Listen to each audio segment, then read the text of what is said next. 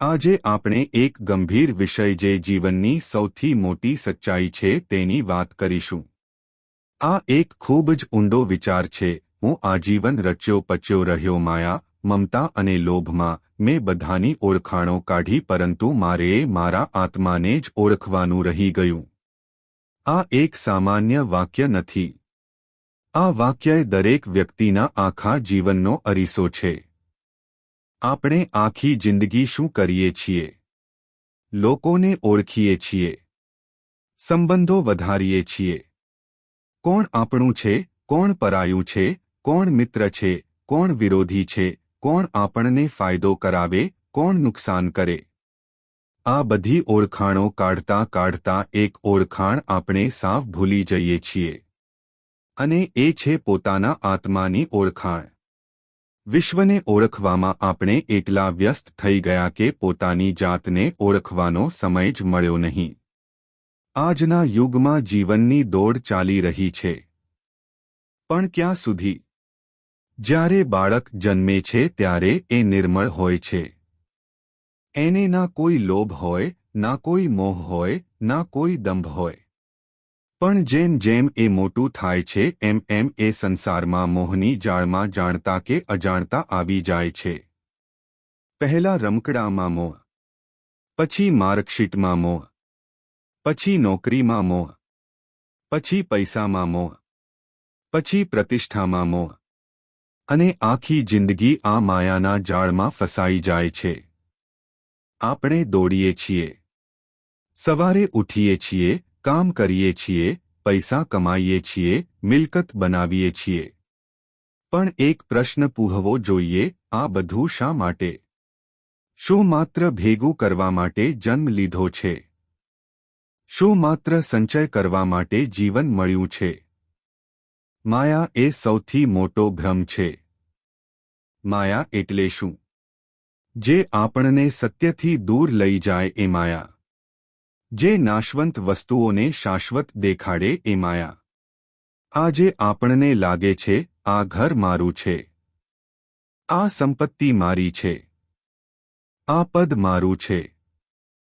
પણ વિચાર કરો, જ્યારે જન્મ્યા હતા ત્યારે શું લઈને આવ્યા હતા? અને જ્યારે જઈશું ત્યારે શું લઈને જવાના છીએ? કશું જ નહીં. તો પછી આ મારું મારું શા માટે?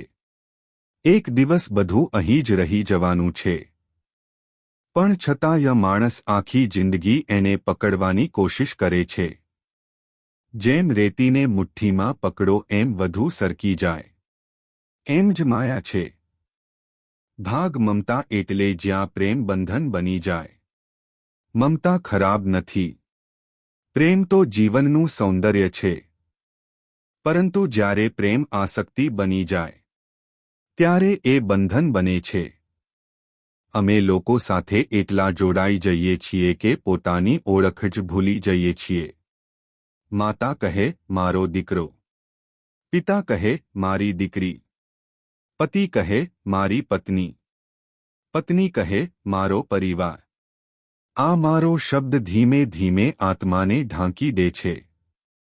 જૈન દર્શન કહે છે, સંબંધો નિભાવો, પણ એમાં ડૂબી ના જાવ. પ્રેમ રાખો, પણ આસક્તિ ના રાખો. કારણ કે જ્યાં આસક્તિ છે ત્યાં મુક્તિ નથી. લોભ જે ક્યારેય સંતોષ થવા દેતું નથી. લોભની સૌથી મોટી ખાસિયત શું છે?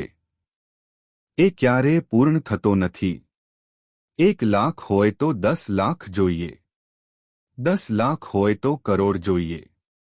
કરોડ હોય તો વધુ જોઈએ. માણસ પાસે બધું હોય પણ શાંતિ નથી હોતી. કારણ કે લોભ ક્યારેય સંતોષ અને શાંતિ આપતો નથી. એકવાર એક રાજાએ પૂછ્યું, સૌથી મોટો ભિખારી કોણ? જવાબ મળ્યો, જેને બધું મળ્યા પછી પણ વધુ જોઈએ. વિચાર કરો, શું આપણે પણ એવા ભિખારી તો નથી? આત્માને ઓળખવાનું કેમ રહી જાય છે?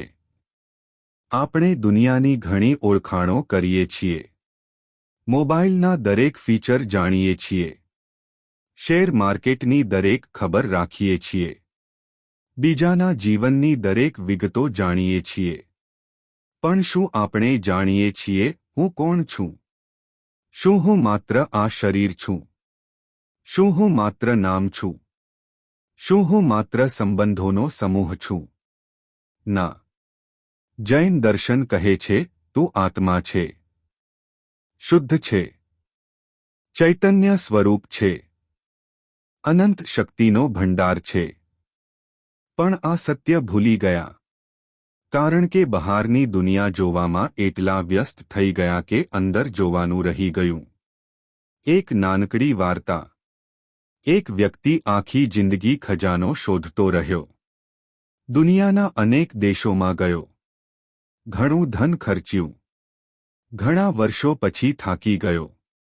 ઘરે આવ્યો. એક વૃદ્ધ સાધુ મળ્યા. સાધુએ પૂછ્યું, શું શોધે છે?